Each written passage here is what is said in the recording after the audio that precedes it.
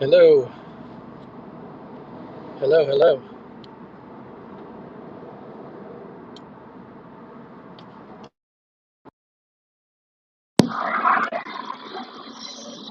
There we go. That's the mic I wanted. All right, so kind of had to abruptly exit the stream yesterday. So we shall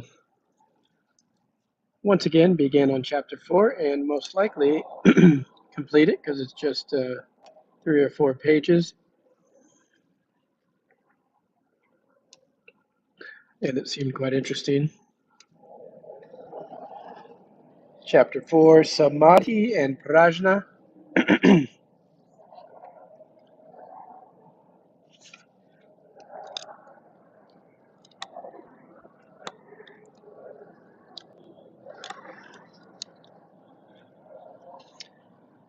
The patriarch on another occasion preached to the assembly as follows: Learned audience, in my dhyana system, samadhi and prajna are fundamental, but do not be under the wrong impression that these two are independent of each other.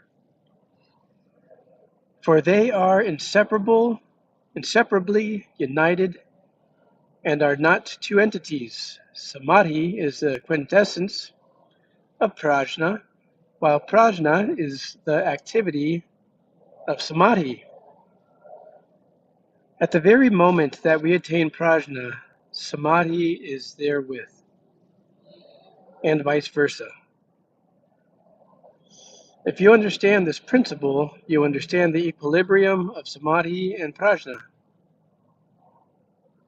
A disciple should not think that there is a distinction between samadhi begets prajna and prajna begets samadhi.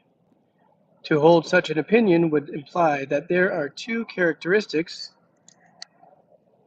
in the Dharma. For one whose tongue is ready with good words, but whose heart is impure, samadhi and prajna are useless because they do not understand, because they do not balance each other.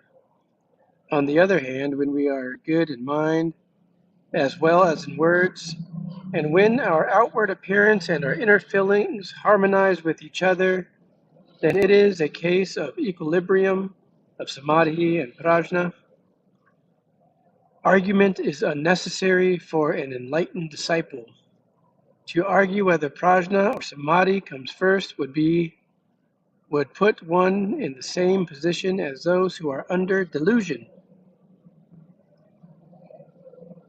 Argument implies a desire to win, strengthens egotism, and ties us to the belief in the idea of self, a being of living being, a living being, and a person.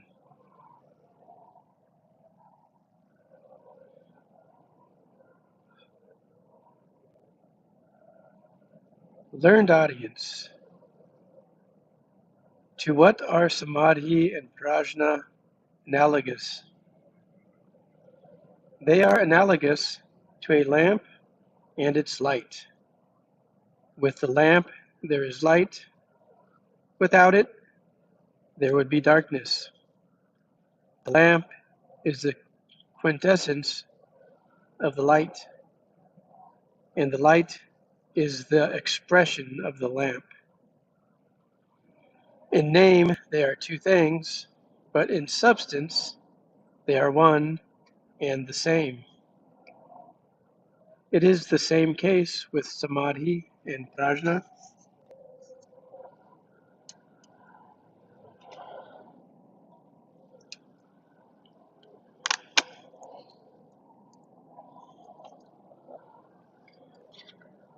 On another occasion, the patriarch preached to the assembly as follows: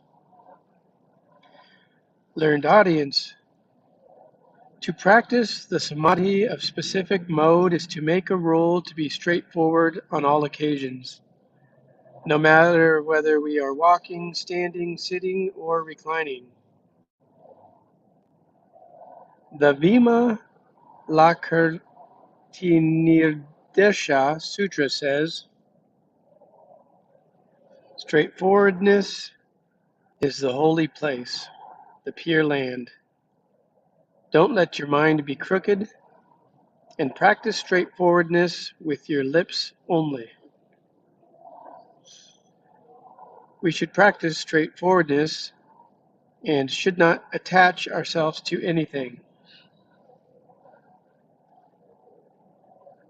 People under delusion believe obstinately in Dharmalakshana, things and form, and so they are stubborn to have their own way of interpreting the samadhi of specific mode.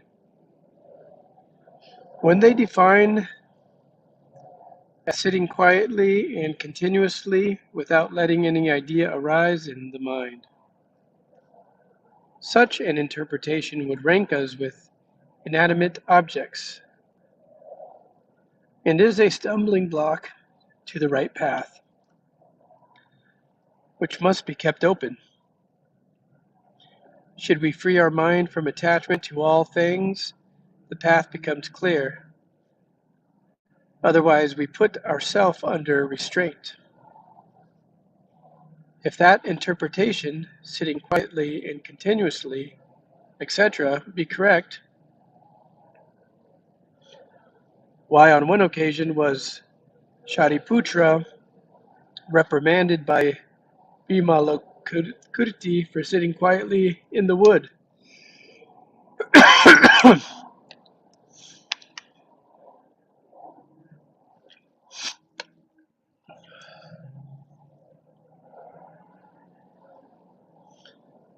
Learned audience. Some teachers of meditation instruct their disciples to keep a watch on their mind for tranquility, so that it will cease from activity. Henceforth, the disciples give up all exertion of mind. Ignorant persons become insane from having too much confidence in such instruction. Such cases are not rare, and it is a great mistake to teach others to do this.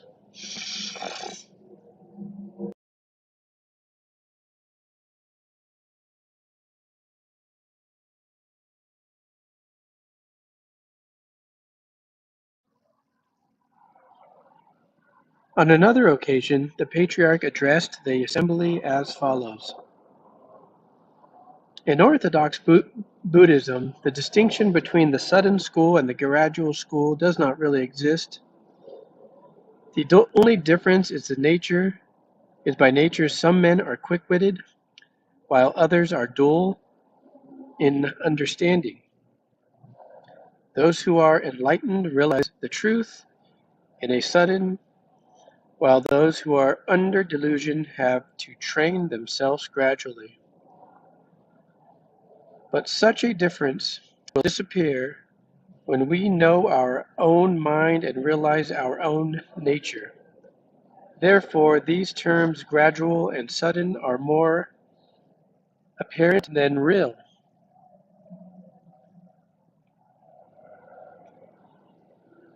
Learned audience, it has been the tradition of our school to take idea-lessness as our object, non-objectivity as our basis, and non-attachment as our fundamental principle.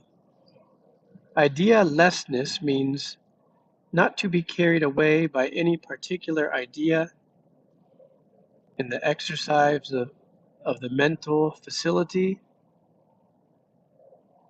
Non-objectivity means not to be absorbed by objects when in contact with objects. Non-attachment is the characteristic of our essence of mind.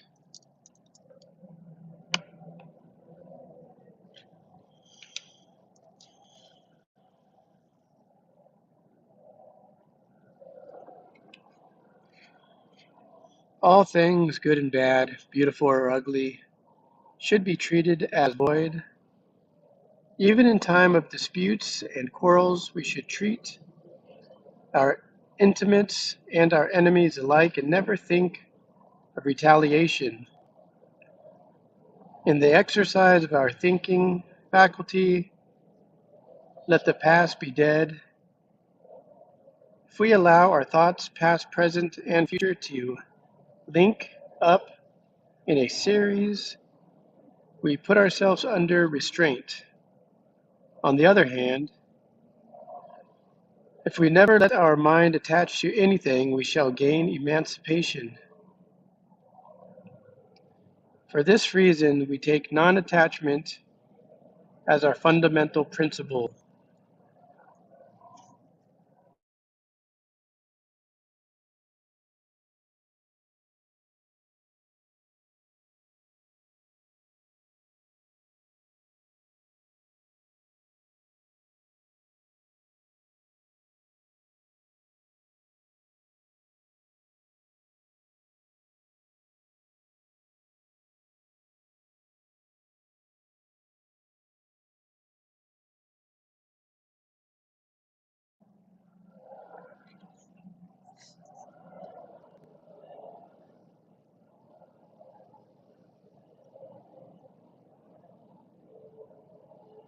Okay, just got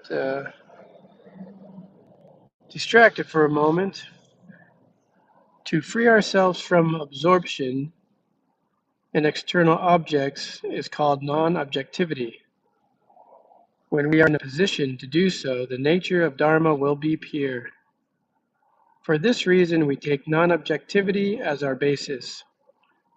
To keep our mind free from defilement under all circumstances is called idealessness. Our mind should stand aloof from circumstances, and on no account should we allow them to influence the function of our mind. But it is a great mistake to suppress our mind from all thinking. For even if we succeed in getting rid of all thoughts and die immediately thereafter, still we shall be reincarnated elsewhere. Mark this, treaders of the path. It is bad enough for a man to commit blunders from not knowing the meaning of the law, but how much worse would it be to encourage others to follow suit? Being deluded, he sees not.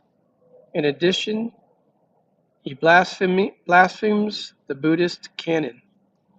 Therefore, we take idea-lessness as our object. Learned audience, let me explain more fully why we take idealessness as our object. It is because there is a type of man under delusion who boasts of the realization of the essence of mind, but being carried away by circumstances, ideas rise in his mind, followed by erroneous views, which are the source of all sorts of false notions and defilements, and the essence of mind, which is the embodiment of the void. There is intrinsically nothing to be attained. To say that there is attainment and to talk thoughtlessly on merits or demerits are erroneous views and defilements.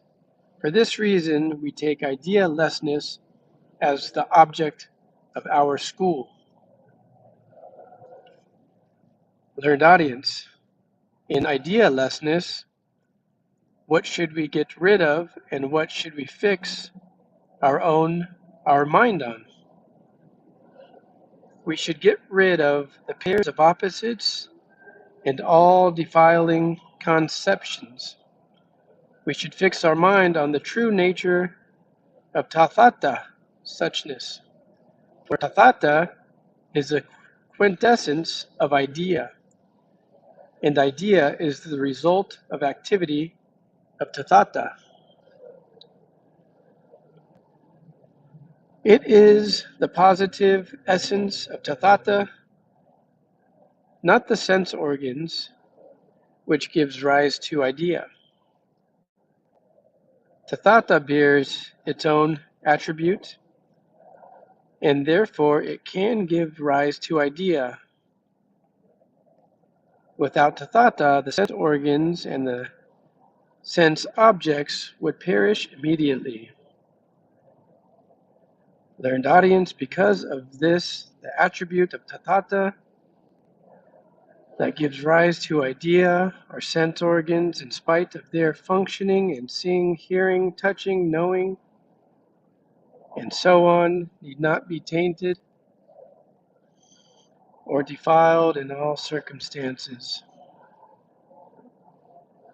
And our true nature may be self-manifested all the time. Therefore, the sutra says, he who is an adept in the discrimination of various dharma lakshana, things and phenomena, will be immovably installed in the first principle, i.e., the blissful abiding place of the holy or nirvana.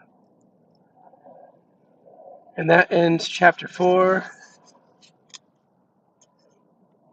And we'll